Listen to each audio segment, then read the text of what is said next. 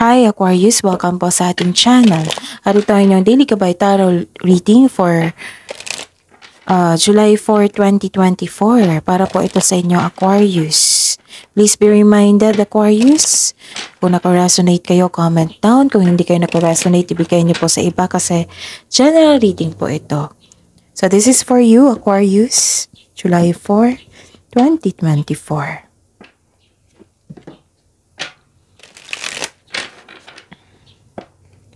Gamitin ang reading na ito bilang gabay lamang. Please like, subscribe, and click bell button for notification para updated po kayo sa daily tarot reading natin. Maraming salamat po.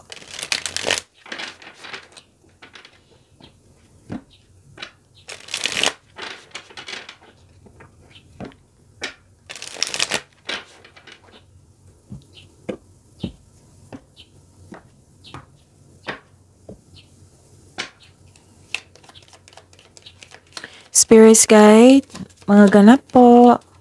Kunin natin yung isa. Mga ganap ngayon, July 4, 2024. Para po kay Aquarius.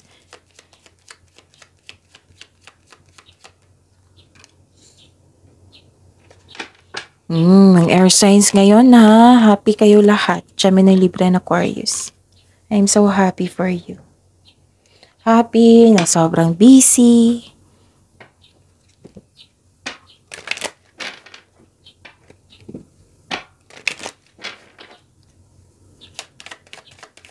Spirits Guide, mensahe niyo po para kay Aquarius ngayong July 4, 2024.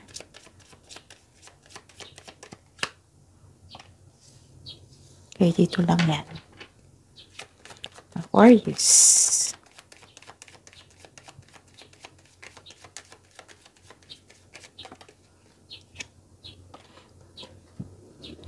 Okay, Aquarius, ngayong July 4, 2024. May nakita ko dito na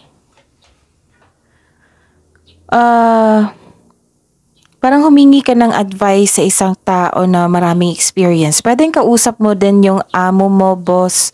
May nakita din ako mother figure dito na nagbigay sa iyo ng loyalty and support. Yung nagbigay sa inyo ng advice na isa siya sa dahilan na bumalik kayo sa inyong, na-motivate kayo eh. You're inspired in taking an action.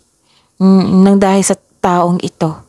Okay? Nang dahil sa kanyang, nag-uusap din kayo sa negosyo.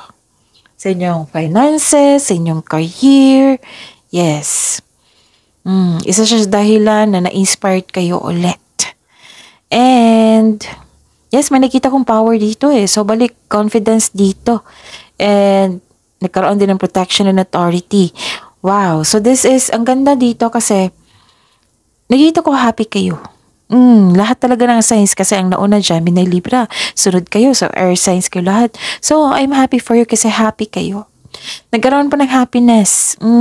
Nakikita ko dito yung success, joy, happiness, and kasi may magandang outcome, may magandang resulta, may magandang bagay natupad, nangyari.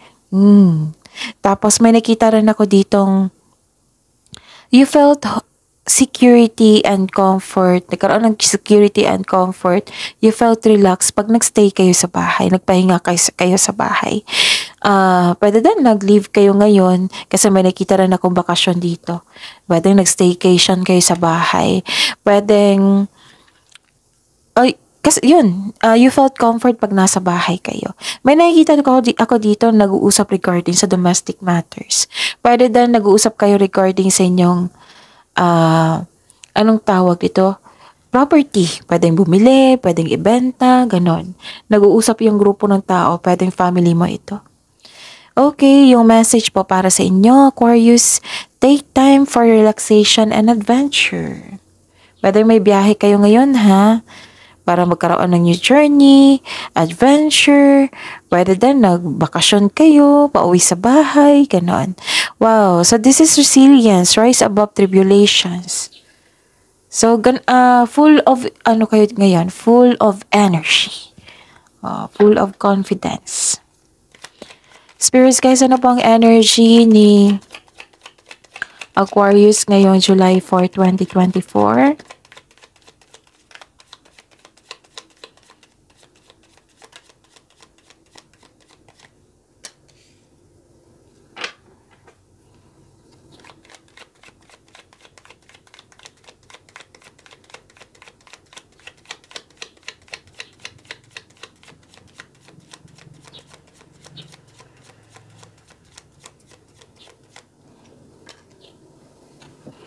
Okay.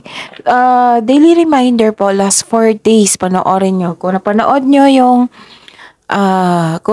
ito ngayong July 3, panoorin nyo yung July 2, July 1, June 30, June 28, basta last 4 days po. Kahit weekly man yan, kahit monthly man yan, basta panoorin nyo, basta sunod-sunod. Kung may repeating message po, kayong narinig, nakita, ah, ano, ah, kailangan niya bigyan niya ng atensyon, solusyon, at aksyon. Okay? Tapos, sa mga suki ko dito na gustong magpa-personal reading ulit, oo.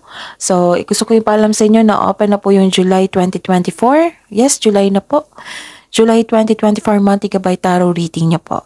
Pwedeng nakafocus sa career, pwedeng nakafocus sa love life or general. So, PM niyo po ako mga suki. At sa mga bago dito na gusto magpa-personal reading, comment down link. Mag-comment kayo ng link, LINK, para mag-reply ako kung paano niyo ako makontak. Yes, pwede for inquiry, for booking, ganon. Okay, see you po. Okay, so ngayong araw na ito, Aquarius, July 4, 2024. Okay. May nakita ko ditong malakas ang inyong intuition na pwede na nag-self-study kayo ngayon, may nalaman kayo, may learnings ngayong araw na ito, may changes. Naka-receive kayo ng wisdom, which is the clarification of your card here. Nagkaroon ng common sense, nagkaroon ng awareness. Okay? Actually, may malalaman kayong sikreto po. Mula sa isang tao. Tapos mag-connect po daw kayo sa inyong intuition. Kasi may mensahe. So kung paano mag-connect sa inyong intuition, kung hindi nyo alam, panoorin nyo yung May 17, 18, or 19. Kasi nag-discuss ako doon. So the advice is clear your mind and ask your heart for the answers you seek.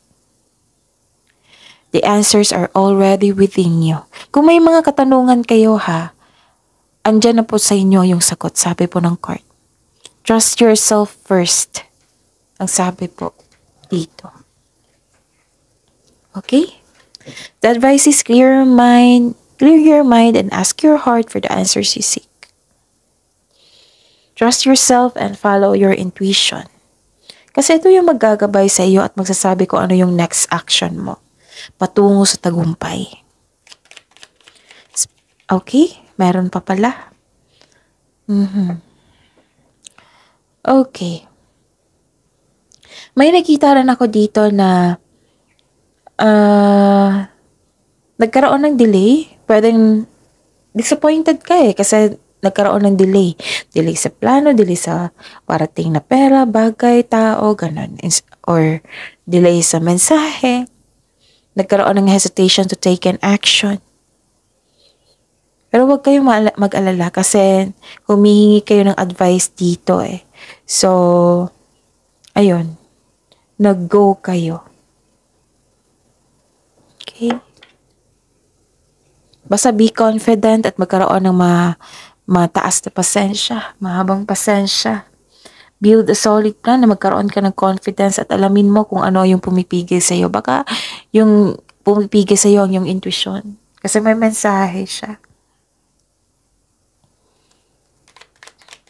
Spirits, guys, career and money po na Aquarius ngayong July 4, 2024.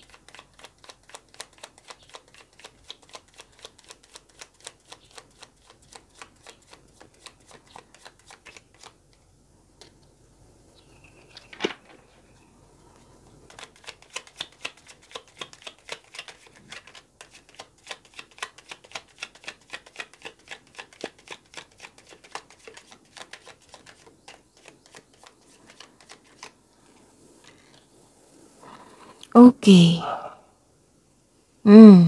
Sa career and money nyo po, marami kayong ginagawa ngayon. Busy kayo. Nagkaroon ng completion of cycle din. Tapos may paalala po ang card nyo po dito na huwag kayong mag-say yes kung hindi naman akma sa inyong schedule. Baka nakaranas kayo ng pagka-burnout ngayon Nabibigatan kayo sa dami ng trabaho. Kung pwede humingi kayo ng tulong, then ask for help. Para hindi mo dala lahat ng ang mga gawain. Sobrang busy nyo ngayon. Sa trabaho, makakaranas ka ng pag-burnout kasi maraming demands, maraming gawain. Pero malapit mo nang matapos yung mga gawain mo ha. So, kailangan mong mahabaan yung pasensya mo. Busy kayo ngayon, tapos after that, nag-iisip kasi kayo dito, after nito, mag-rest ako, magbakasyon ako. So, which is lumabas din dito. 3 card na lumabas dito. Na malapit mo nang matapos yung gawain nyo, proyekto. Tapos after that, mag-rest kayo. That's good kasi nagkaroon na ng pagbalansa dito. Okay? Ano pa? Ang ganda. Kasi this is new beginning, di ba, sabi ko sa inyo, pagtatapos, may new beginning agad. It might be, like for example, malapit mo nang matapos yung gawain mo, may dumating na naman agad. That is blessing. Oo, may pagbabago, may new beginnings, may abundance. So, okay lang to sa inyo, Aquarius, kasi abundance, di ba? May parating po na job opportunity, may nakita kong promotion, nang dahil nito nagkaroon po ng financial growth and stability. Wow! Ready na kayo mag-pursue ng, mag-change career or nagdagdag kayo ng, pwede ito sideline, ganun. Basta may pagbabago sa inyong career and money, which is, yung pagbabago is pag-angat. That will offer more stability and abundance. May parating na blessings. This is a gift from universe. Yes. Unexpected sum of money or possibly new job opportunity. Pero most of you nakita ko talaga nag-sideline kayo. Pwede din, nag-take kayo ng steps para ma-enhance po pa yung kaperahan nyo. So, ang pagbabago na ito ay may unlimited growth towards your finances. Wow, ang ganda. Pasensya na po sa ingay ha, kasi may constructions po sa kabila. Don't worry, nakafocus ako sa reading natin. Okay? Focus din kayo sa mensahe. Love life, self-love, partnership, and romance ni Aquarius kayo July 4, 2024. Huwag niyo kalimutan ha na mag-subscribe sa bagong channel natin. Nakafocus po doon na ang love reading, full love reading po iyon. That is daily. Kung gusto nyong malaman kung valid ba yung feelings mo sa kanya, kung gusto nyong malaman na kung anong next action niya, kung gusto nyong malaman kung ano yung gusto niyang sasabihin sa inyo, kung ano yung kamusta ang feelings niya ngayon, andun po. So, kung hindi nyo alam kung paano i-search yon, kasi lalabas yan sa screen nyo ngayon, comment down love link. Again, comment down love link para mag-reply po ako ng link. Para isang click lang, view nyo na agad yung bagong channel natin. Huwag nyo lang kalimutan mag-subscribe at panoorin. I-click nyo rin yung bell notification para malaman nyo na may bagong upload tayo. Okay? Okay. Nakikita ko dito na nagkaroon ng, wow, so this is nagkaroon ng recovery, you're releasing the pain. Actually, may nararamdaman ako dito. Galing kayo ng pahinga. Pwede din. Kasi nagkaroon ng recovery. You're releasing the pain, you're healing yourself from a heartbreak. Yung tanggap mo na mga nangyari. This is good kasi alam niyo ba kung ano yung kasunod nito? Healing. Okay na kayo. Yun nga, 'di ba sabi ko sa inyo, everyday yan, kung nasasaktan kayo, kailangan nyong i-process yung pakiramdam nyo ngayon. Parang kasunod niyan, matanggap nyo na mga pangyayari, tapos embrace and let go and move forward para magkaroon ng healing. Kahit malungkot ka, kahit disappointed ka, nag-make move ka for recovery and you're releasing your pakiramdam. This period of sorrow won't last forever. So, tama tong ginawa mo na you're focus ka sa future.